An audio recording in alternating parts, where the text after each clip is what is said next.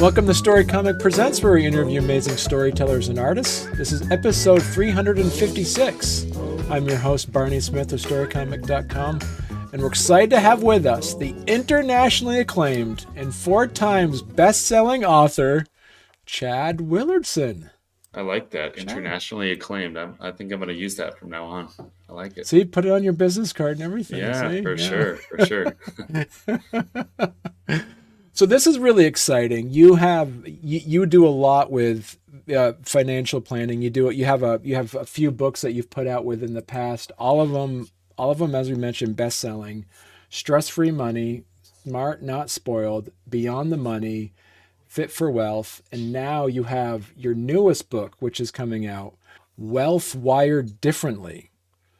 Talk to us about this. This is a pretty interesting concept when it comes down to books about wealth management. I've never seen one that talks about, being an entrepreneur, finding a financial advisor who has entrepreneurial experience. Yeah, it is unique, and it was pressed upon me by a bunch of entrepreneurial friends. I was at a conference last year, and it was funny because I don't really like to be labeled as a financial planner, financial advisor that much, because I feel like I understand money stuff and investing really well, but that's not who I am per se. That industry is full of suits and jargon and corporate and all the stuff that I just don't relate to. And so I was explaining that to this breakout group, and I said, I'm an entrepreneur. I happen to specialize in financial things, but I'm actually an entrepreneur. I have lots of things that are not related to my financial business. We have a sports business for kids. We've got a financial literacy business for kids. We've got a coaching business. It's nothing to do with money.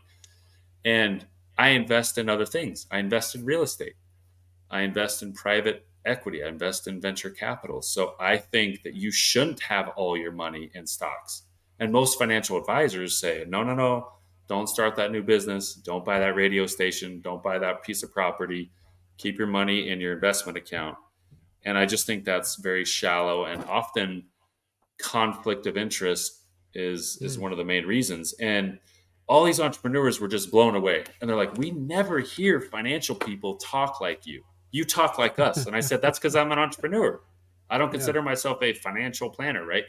And they said, you don't understand, because we have a language barrier. Entrepreneurs and financial advisors have a major language barrier where they don't speak the same language. And so they get frustrated because they're constantly told what they can't do.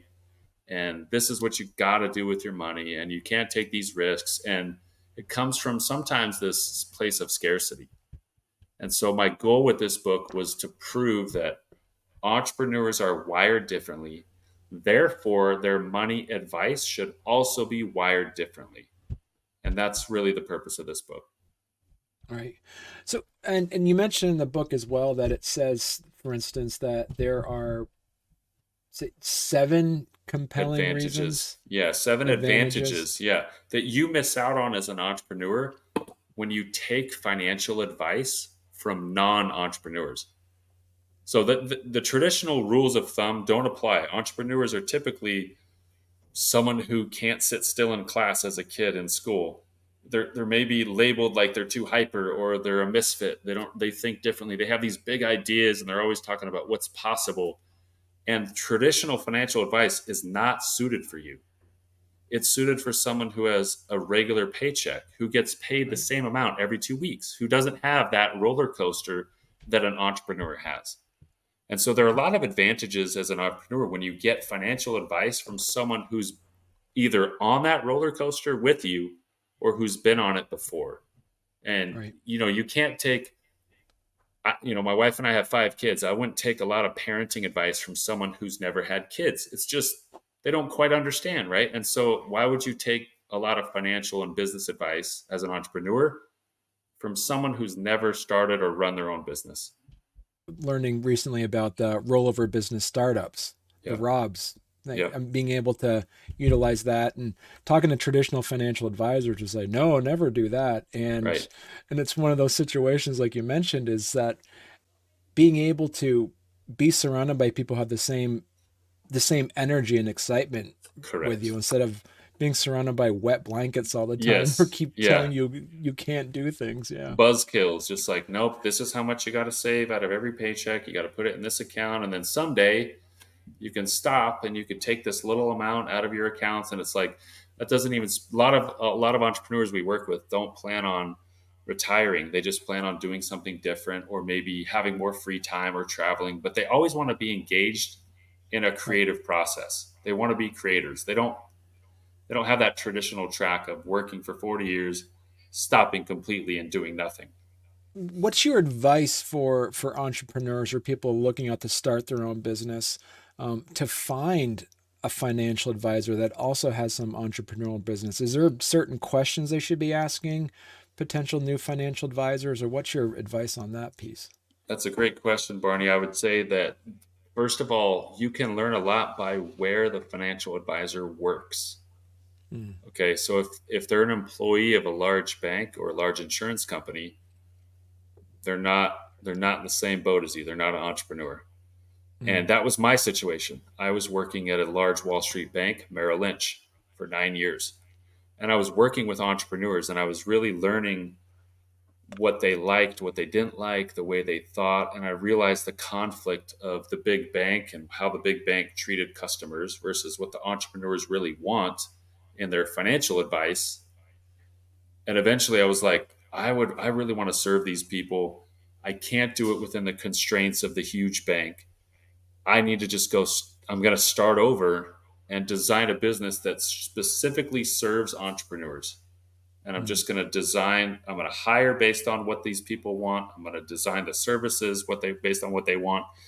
And so now I'm an independent business owner and I give financial advice, and our team manages investments and does all the financial stuff for entrepreneurs only. So I don't work with retirees. I don't work with doctors, lawyers, or CEOs. It's literally just people who have that creative DNA and they're starting new things. And so if you're looking for financial advisors, there are many great independent financial advisors who have their own business all over the United States. mm. The good news is you used to be more limited by where you live and you had to find someone locally. But with technology, I don't believe that's the case at all. We use Zoom and we have clients all over the country, all over the world.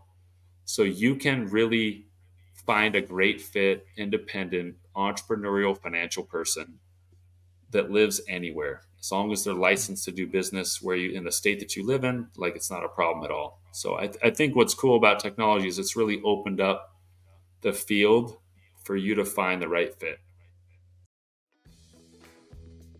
Well, hey there. If you're enjoying our podcast, don't forget to subscribe on YouTube or leave us a 5-star review on your favorite podcast platform.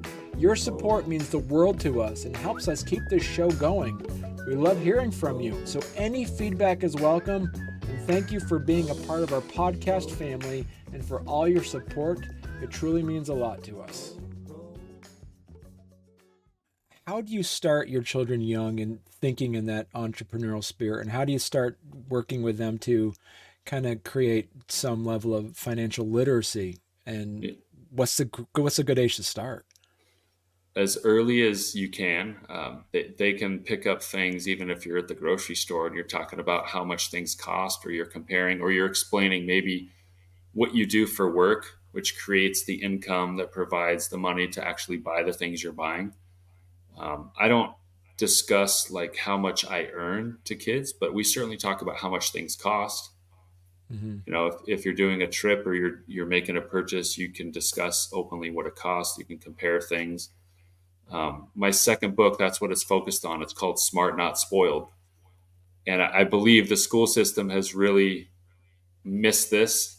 We don't teach enough financial literacy in the school system, and so instead we have record student loan debt, we have record credit card debt, and we have people that have never been taught about personal finance and taxes and retirement planning and investing, and somehow we expect everyone to be financially competent. And Mm. yet if we would just try to teach just the fundamentals from a young age, I think we'd be in such a better place.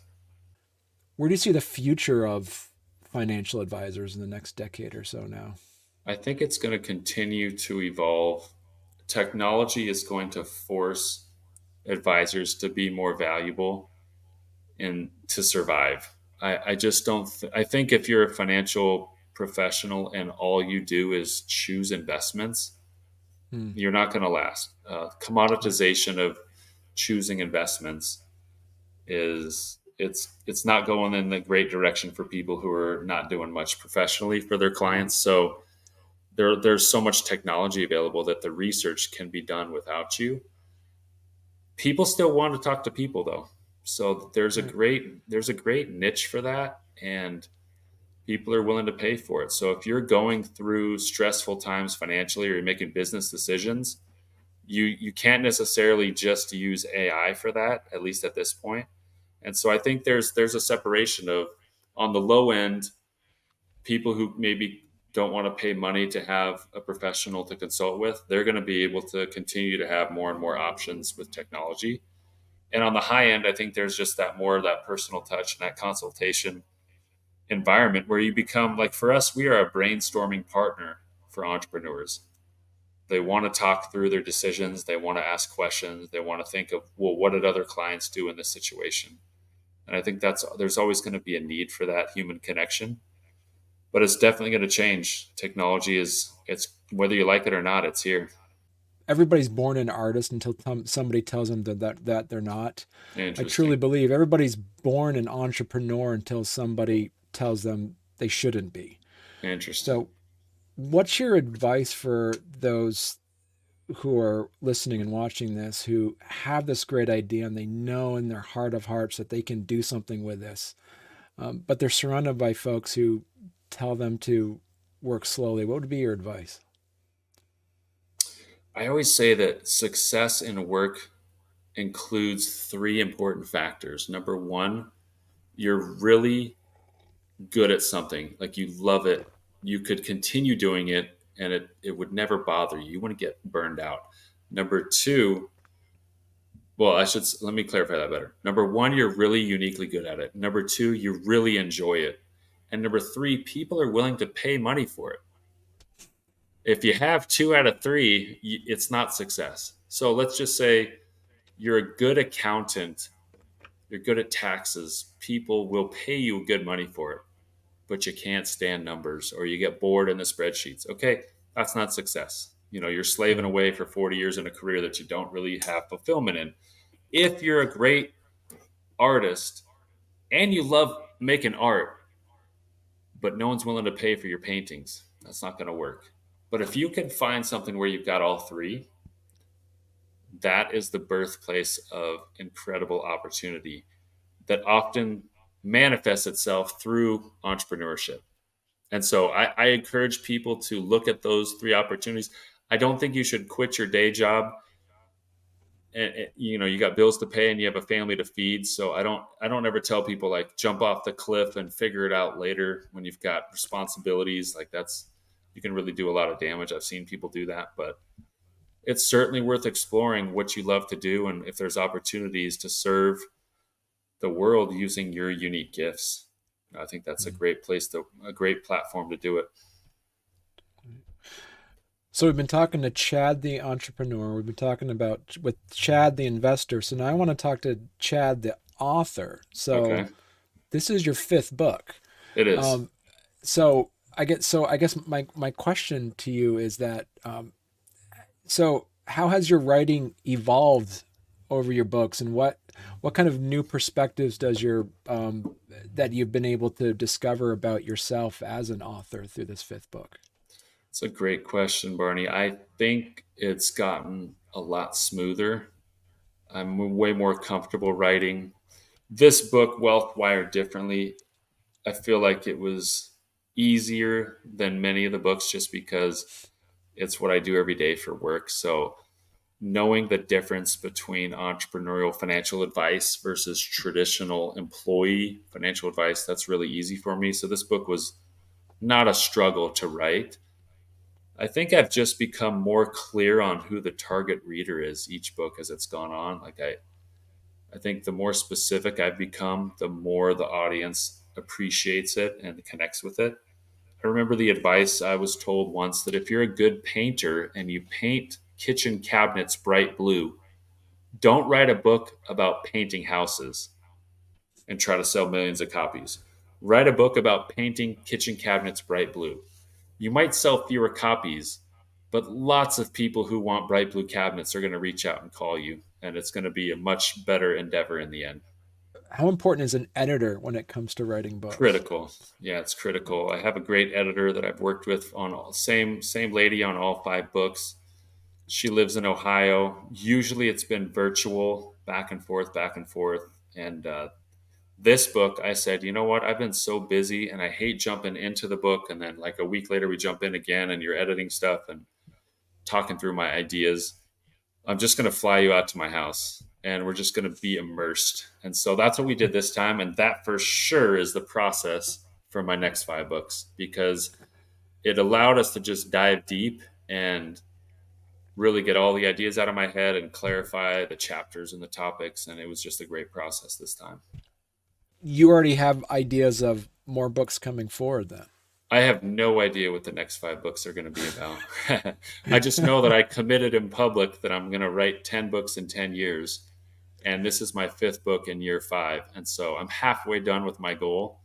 And because Right. I made it a public goal, I'm going to make sure I accomplish it. But every single time I do not know what the next book is about, and I'm brainstorming and I'm thinking, and then I'll have a conversation with a client or a friend, and then it just hits me.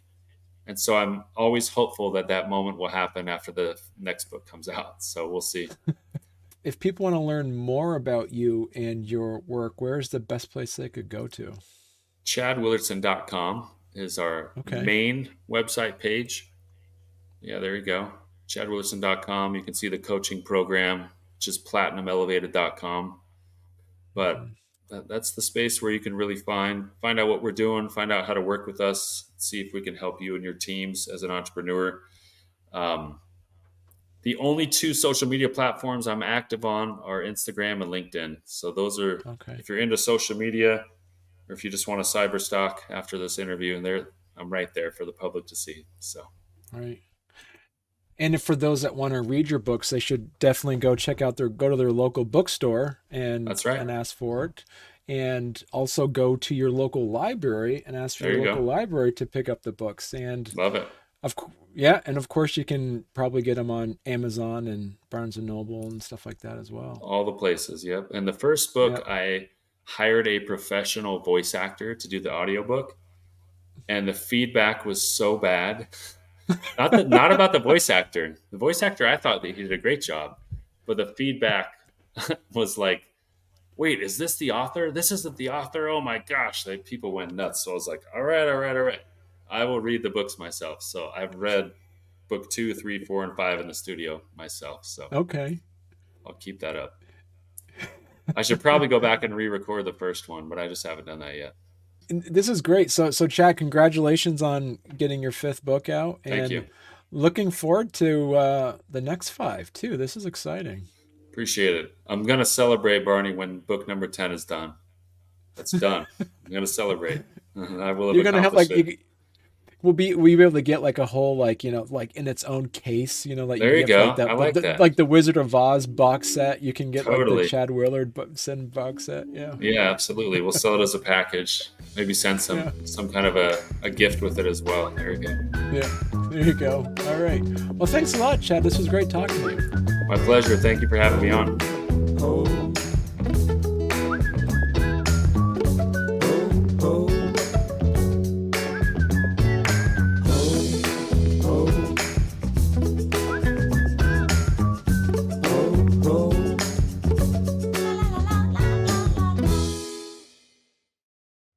I know, and also I have some friends from California, and I get because being from the East Coast, where it's just like all the states seem to be squished up in the Yeah. corner. Yeah. When in California, everything's so big. I have a buddy that lives in San Francisco, and I have a buddy who lives in Los Angeles. Right. And I was asking, I was like, so you guys must hang out all the time? He's like, no, it's like 7 hours. I'm not able Yeah. to see him. If you don't live within 30 minutes of somebody, you're not seeing them pretty much. Right. Yeah. Yeah.